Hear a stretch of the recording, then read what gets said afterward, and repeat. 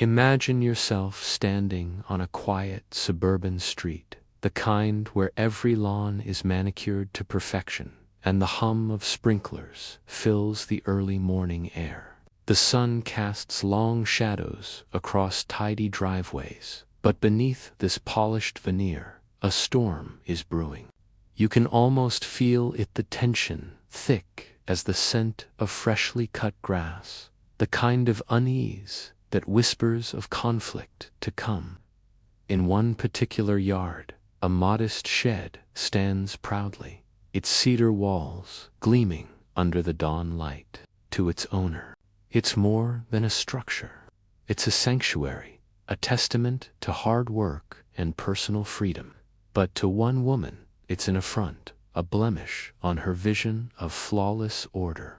This is the story of a homeowner pushed to the edge, a shed reduced to splinters, and a retaliation that would shake a neighborhood to its core.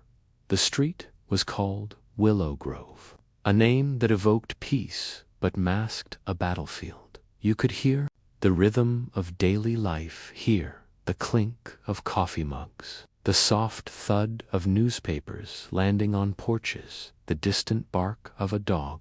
For James Carter, a 38-year-old mechanic with calloused hands and a quiet demeanor, life on Willow Grove was a delicate balance. His small two-bedroom house was his haven, bought with years of overtime and sweat. The shed in his backyard was his private 10 by -12-foot retreat where he tinkered with vintage car parts, the air heavy with the tang of motor oil and sawdust. He'd built it himself, every nail driven with care, every board measured twice. The shed wasn't just a hobby space, where the world's noise faded into the hum of his own thoughts. But peace was a fragile thing in Willow Grove, where the Homeowners Association ruled with an iron grip. At its helm was Karen Whitaker, a 52-year-old realtor whose smile was as sharp as a freshly honed blade. Karen was the kind of woman who measured her worth in control. Her hair was always a perfect blonde bob, her outfits pressed to a fault, and her luxury SUV gleamed like a trophy in her driveway. To her, Willow Grove was her kingdom, and the HOA bylaws were her gospel. She patrolled the neighborhood daily, her pen poised over a clipboard, noting infractions with the glee of a predator spotting prey. A mailbox an inch too tall, a hedge untrimmed by a day nothing escaped her gaze. James had felt her scrutiny before, but the shed was different. Assuming approval, he'd built it to code, checking every regulation twice. For months, it stood unchallenged, its presence as natural as the oak tree shading his yard, until one Tuesday morning, when the air carried a new sound, not the gentle rhythm of sprinklers, but the growl of machinery and the crack of splintering wood. James was in his kitchen, pouring coffee into a chipped mug when the noise hit. Was a sound that clawed at his chest, sharp and wrong. He rushed to the window, the mug slipping from his hand to shatter on the tile. Outside, a crew of 3 men in orange vests swarmed his backyard, their sledgehammers smashing through the shed's walls. Splinters flew like shrapnel, the cedar planks buckling under each blow. The roof caved in with a groan, exposing the guts of James's sanctuary. His tools scattered, his workbench crushed, a half-restored carburetor glinting in the debris. Arms crossed, her lips curled into a satisfied smirk. "You can't do this," James shouted, bursting out the back door. The workers paused, glancing at each other, but Karen didn't flinch. She held up a piece of paper, its edges crisp as her tone, unapproved structure. "Mr. Carter," she said, her voice dripping with authority, "the HOA board voted last night. you were notified." "I never got any notice." James's hands shook as he stepped closer, the scent of sawdust and diesel choking the air. "I followed every rule. You can't just destroy my property." Karen's eyes narrowed, her smile tightening. "The bylaws are clear. Non-compliant structures are subject to immediate removal. Perhaps you should read them more carefully next time." She turned to the crew. "Continue." The hammers resumed, each strike a blow to James's heart. He stood frozen, watching as his hours of labor, his quiet evenings collapsed into a heap of rubble. The workers loaded the debris into a truck, their movements mechanical, indifferent. Karen watched it all, her clipboard now tucked under her arm, her posture radiating triumph. Neighbors peeked from behind curtains, their whispers barely audible. Over the crunch of wood being hauled away, by noon the shed was gone, leaving a patch of raw earth like an open wound in James's yard. The rest of the day passed in a haze. James salvaged what he could, a few tools, a dented toolbox, the carburetor now scratched and useless. The scent of cedar lingered, mocking him with memories of what was lost. He called the HOA office, but the voicemail was full. He knocked on Karen's door, but her SUV was gone, the house silent. That night, he sat on his back porch, staring at the empty space where his shed had stood. The air was cool, carrying the faint chirp of crickets. But James felt only Hita slow, without permission. Threatened a young couple with eviction over a basketball hoop. Her power came from fear, from the HOA's ability to lean homes and ruin lives. But this was different. This was personal. James's shed wasn't just a violation to her. It was a challenge, a symbol of defiance she couldn't tolerate. And she'd crushed it without a second thought, leaving him to pick up the pieces. As the stars emerged, James's thoughts turned darker. He imagined confronting Karen, demanding answers, but he knew her type words wouldn't dent her armor. She'd humiliated him, stripped away something he'd built with his own hands. The rhythm of his life, once steady, was now a discordant mess. But James wasn't broken. Not yet. He stood, his jaw tight, and walked back inside, the faint scent of motor oil still clinging to his clothes. Karen had started this war. He would finish it. The morning after the shed's destruction, Willow Grove seemed to hold its breath. The air carried the faint tang of diesel from the departed crew, mingling with the usual scents of dew-soaked grass and blooming jasmine. James Carter stood in his backyard, the barren patch of earth staring back like a fresh scar. The rhythm of his life, once marked by the clank of tools and the hum of his own thoughts, had been silenced. But beneath his quiet exterior, a plan was taking shape, sharp and deliberate, like a blueprint etched in his mind. You can imagine yourself in his place, the weight of injustice pressing against your chest, the need for retaliation growing like a fire fed by kindling. James wasn't a vengeful man, but Karen Whitaker had crossed a line, and he wasn't about to let her walk away unscathed. He spent the day cleaning up what remained, sifting through the debris with deliberate care. Each salvaged nail, each splintered board, his resolve. By afternoon, he was on the phone with his old friend Marco, a construction contractor, with a grin as wide as his toolbox.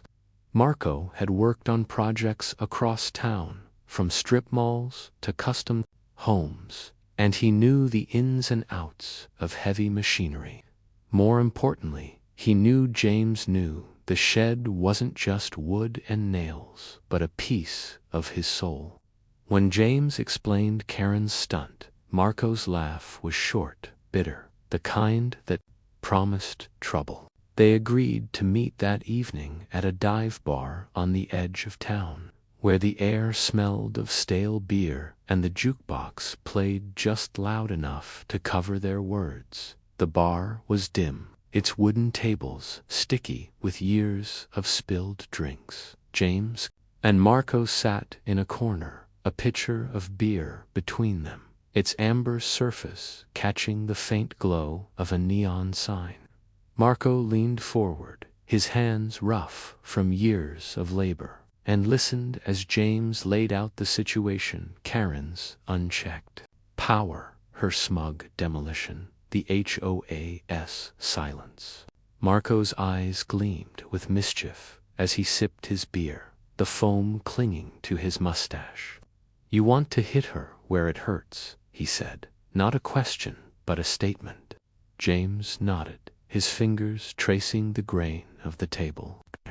Pride was her control, but her weakness was her image, her pristine SUV, her perfect reputation. Take those away, and she'd unravel. The plan came together over the next hour, each detail as precise as a well-placed rivet. Karen made weekly inspections of Willow Grove, her SUV crawling through the streets every Thursday at 10 a.m., her clipboard in hand like a scepter. James had noticed the pattern, the way she parked at the corner of his lot to scrutinize his property, her engine idling as she jotted notes. Marco knew a site nearby, a half-finished community center where a pile of gravel and rebar waited for the next phase of construction. The site was unsecured, the equipment left overnight, a perfect stage for what they had in mind. "We'll make it look like an accident," Marco said, his voice low, steady. "A little nudge, a little chaos. She'll never see it coming." Over the next 2 days, they worked with quiet efficiency. Marco called in a favor with a buddy who operated a backhoe, a hulking machine that could shift tons of earth with a single scoop. James scouted the construction site, noting the loose gravel piles and the rusted rebar stacked haphazardly near the road. The plan was simple but bold: rig the pile to collapse when Karen parked nearby, burying her SUV under a cascade of debris. Not enough to hurt her. James wasn't a monster, but enough to ruin her precious car and send a message. They'd use a tripwire system, subtle enough to go unnoticed, triggered by the weight of her vehicle. A taut cable hidden in the dirt, connected to a makeshift pulley that would dislodge a key support beam. Gravity would do the rest. The work was meticulous, done under the cover of dusk. You can picture it: the sky bruised purple, the air thick with the scent of damp earth and metal, the faint clink of tools as they set the trap. James felt the weight of each step, the dirt crunching under his boots, his heart steady but loud in his chest. Marco moved with the ease of someone who'd spent years bending the world to his will. It was perfect control. Chaos, a trap that would look like a mishap to anyone who didn't know better. By Wednesday night, the site was ready, the trap invisible to anyone not looking for it. James stood back, wiping sweat from his brow, the faint rustle of leaves overhead blending with the distant hum of traffic. Back home, James barely slept. His mind replayed every detail: the cable's tension, the beam's angle, the moment Karen's SUV would roll into place. He wasn't just fighting for his shed now. He was fighting for every neighbor who'd flinched under Karen's glare, every fine that had drained a bank account, every threat that had silenced a voice. The rhythm of his life, disrupted by her cruelty, was about to find a new beat. He imagined her face when the gravel hit, the shock replacing her smugness, her control slipping like sand through her fingers. It wasn't just revenge. It was justice, raw and unpolished. Thursday morning dawned clear, the air crisp with the promise of autumn. James watched from his porch, a mug of coffee in hand, its steam curling like a ghost. At 9:55, Karen's SUV appeared, its black paint gleaming under the sun. She drove slowly, her eyes scanning the street, her clipboard resting on the passenger seat. She pulled up to the corner of his lot, exactly where he'd known she would, the engine idling as she scribbled something. The construction site loomed just behind her, the gravel pile deceptively still, the cable hidden in the dirt. James held his breath, the world narrowing to this moment. The trap was set. All it needed was her weight to spring it. The air on Willow Grove was taut, like a string stretched just shy of snapping. The sun climbed higher, its light glinting off Karen Whitaker's SUV, parked at the corner of James Carter's lot. You can almost feel the moment's weight, the way the world seems to pause, holding its breath. The construction site loomed behind her, its gravel pile silent, the hidden tripwire waiting like a coiled snake. James watched from his porch, his coffee mug cold in his hands, the faint scent of roasted beans mixing with the crisp morning air. His heart drummed a steady rhythm, not frantic but resolute, each beat marking the seconds until Karen's world would shift. The trap was primed, a delicate balance of physics and fury, ready to bury her prized vehicle under a cascade of rubble. Karen sat in her driver's seat, oblivious, her pen scratching across her clipboard. Her blonde bob was immaculate, her posture rigid, every movement precise. She was in her element, wielding control like a blade, unaware that the ground beneath her was about to betray her. The SUV's tires pressed into the soft earth near the construction site, exactly where James and Marco had calculated. The tripwire, hidden under a thin layer of dirt, felt the pressure. A faint click sounded, too soft for Karen to notice, as the cable tightened, pulling the pulley rigged to the support beam. The beam shifted, a low groan escaping the pile as gravel began to stir, pebbles skittering down the slope's edge. Then, in a heartbeat, the pile gave way. It wasn't a roar, but a rush, like a wave breaking on a shore. Gravel and dirt surged forward, a gray tide swallowing the rear of Karen's SUV. The vehicle rocked, its suspension creaking as the debris piled higher, encasing the hood, the windshield.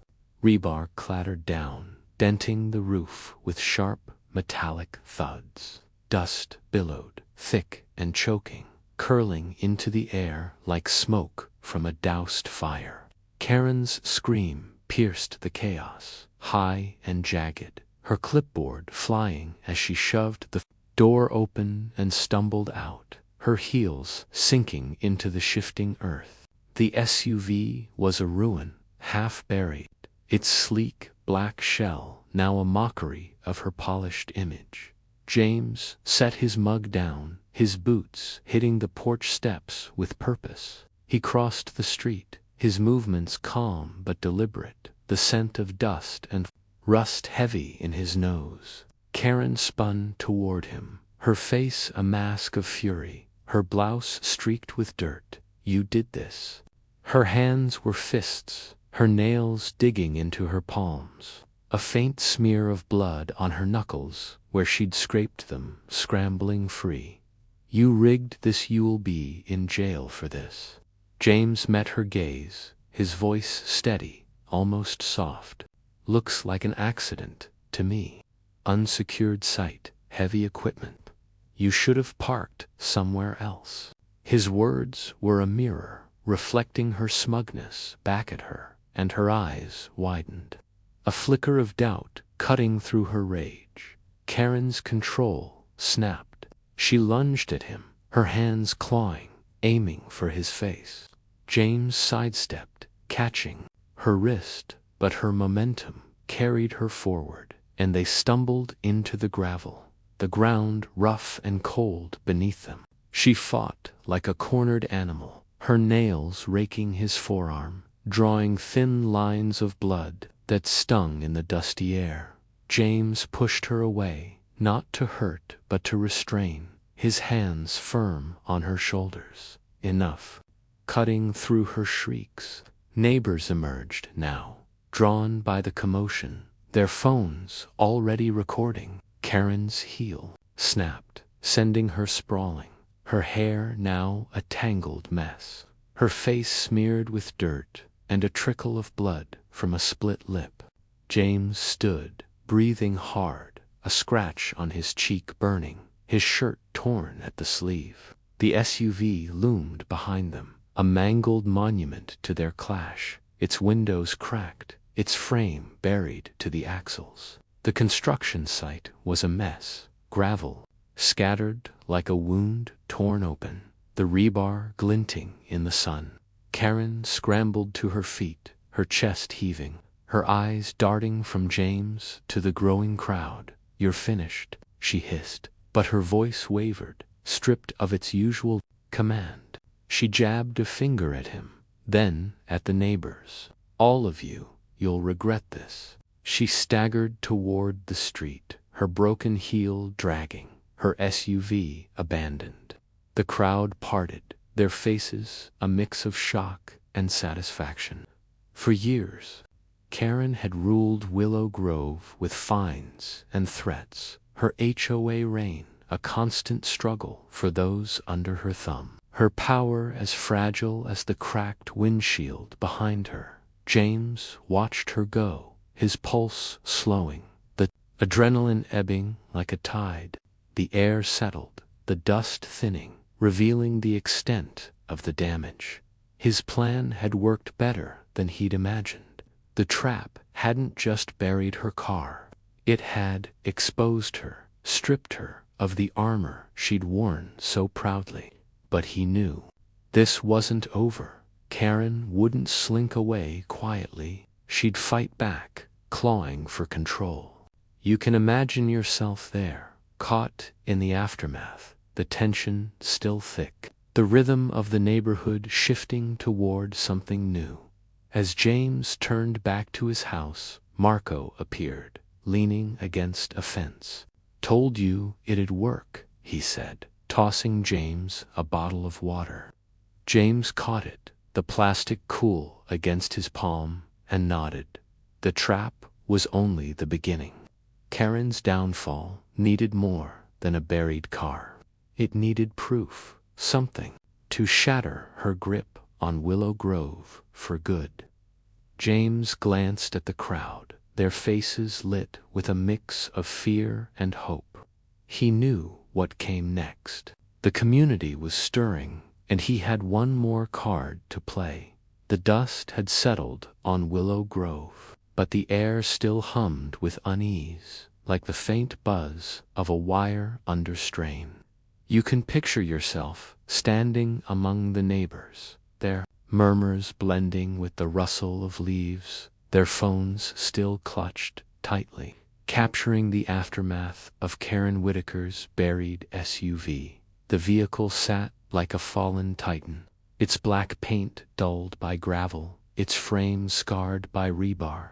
James Carter stood at the edge of his lot, the faint sting of a scratch on his cheek, a reminder of the brawl, the scent of earth and metal lingering in his nose. The rhythm of his life, once shattered by Karen's demolition of his shed, was finding a new cadence, a pulse of defiance, shared by those around him. Karen had retreated, her broken heel dragging, her threats echoing hollowly. But James knew she wasn't finished, held the key to her undoing. Word of the incident spread like sparks on dry grass. By noon, the neighborhood's group chat was alight with messages. Neighbors swapping videos of the collapse, their outrage tempered by a cautious thrill. Karen's reign had been a constant. Struggle fines for minor infractions, threats of liens, her clipboard a symbol of her unchecked power. But the sight of her stumbling away, her SUV entombed, had cracked her facade. James felt the shift, saw it in the neighbor's eyes. The widow who'd been fined for her roses, the couple who'd fought over their basketball hoop, the young family who'd paid hundreds for an unapproved fence. They were tired and they were ready. James didn't act alone. That afternoon, he met with a small group at the home of Mrs. Alina Ruiz, a retired librarian with a sharp mind and a knack for organization. Her living room smelled of lavender and old books, the air warm from a kettle steaming on the stove. 5 neighbors sat around her oak table, their faces lit by determination. Marco, still grinning like he'd won a bet. Alina, her glasses perched low as she scribbled notes. And 3 others, each with their own Karen story. They'd all seen the videos, shared them, analyzed them. But James had something more, a hidden camera he'd installed months ago, tucked in a birdhouse, facing his backyard, set up after Karen's first fine. It had captured everything. The crew's arrival, the shed's destruction, Karen's smug oversight. And it held more. I went through the footage, James said, his voice low, steady, as he set a laptop on the table. The screen flickered to life, showing grainy but clear images of the shed's demolition. The group leaned in, the room silent but for the faint tick of a wall clock. The video showed Karen directing the crew, her gestures sharp, her voice clipped. But then came the moment they hadn't expected. Karen slipping an envelope to the crew leader, her glance furtive, the exchange too quick to be innocent. That's not just her being a tyrant, Alina said, her voice tight. That's a bribe. The group watched in silence as James fast-forwarded to other clips. The camera, motion activated, had caught Karen on other days, meeting with contractors, exchanging envelopes, even once tossing a neighbor's unapproved garden gnome into her SUV. Each clip was a piece of a puzzle, revealing a pattern of corruption. Karen wasn't just enforcing bylaws. She was extorting money, skimming from fines, hiring crews for kickbacks. The HOA's funds, meant for community upkeep, were likely lining her pockets. She's been bleeding us dry, Marco muttered. His grin gone, his fists clenched. They worked late into the evening, the lavender scent fading as the kettle went cold. Alina drafted a letter to the state's HOA Oversight Board, her pen moving with the precision of a surgeon. Marco contacted a friend at the local paper, a reporter hungry for a scandal. The others reached out to more neighbors, building a coalition. By nightfall, they had a plan. Release the footage publicly, file a formal complaint, and demand an audit of the HOA's finances. James felt the weight of it, the gravity of exposing Karen, not just as a bully, but as a criminal. You can imagine yourself in that room, the air thick with purpose, the faint creak of chairs as plans took shape, the rhythm of a community finding its voice. The next morning, Willow Grove was a different place. The videos hit the neighborhoods, social media, shared and reshared, until they reached every corner of the suburb. By noon, a crowd gathered at the community center, their voices rising over the scent of fresh asphalt from the nearby construction site. Alina stood at the front, her glasses glinting, reading the complaint aloud. The footage played on a borrowed projector, Karen's face frozen in moments of guilt, the crowd's gasps punctuating each clip. Neighbors who'd stayed silent for years spoke up, sharing stories of fines, threats, harassment. The widow recounted her rose garden. The couple described their basketball hoop battle. The air was electric, not with chaos, but with clarity, reckoning long overdue. Karen appeared by mid-afternoon, her SUV gone, her arrival on foot a stark contrast to her usual grandeur. Her face was pale, her blouse wrinkled, her eyes darting. As she faced the crowd, "This is slander." But the neighbors didn't flinch. The reporter was there, his camera rolling, his questions sharp. Karen's replies faltered, her authority crumbling like the gravel that had buried her car. When Alina presented the complaint, signed by 47 residents, Karen's shoulders sagged, her gaze dropping to the ground. The state board acted fast. By evening, investigators arrived, their cars nondescript, but their presence undeniable. They seized HOA records from Karen's home office, her protests drowned out by the crowd's murmurs. The audit uncovered thousands in misappropriated funds, fake invoices, and undocumented payments to contractors. Karen was suspended as HOA president. That night, her keys confiscated, her clipboard left behind. The cheered, a sound that carried across Willow Grove. Mingling with the evening breeze, James stood at the edge of the crowd, his arms crossed, the faint scent of motor oil still clinging to his clothes. His shed was gone, but he'd rebuilt something greater, a community, no longer bound by fear. You can imagine yourself there, feeling the weight lift, the rhythm of life settling into a new harmony. Karen's tyranny was over, her schemes exposed, her power stripped. As the crowd dispersed, James glanced at the patch of earth where his shed had stood. He'd rebuild it, nail by nail, but this time no one would stand in his way.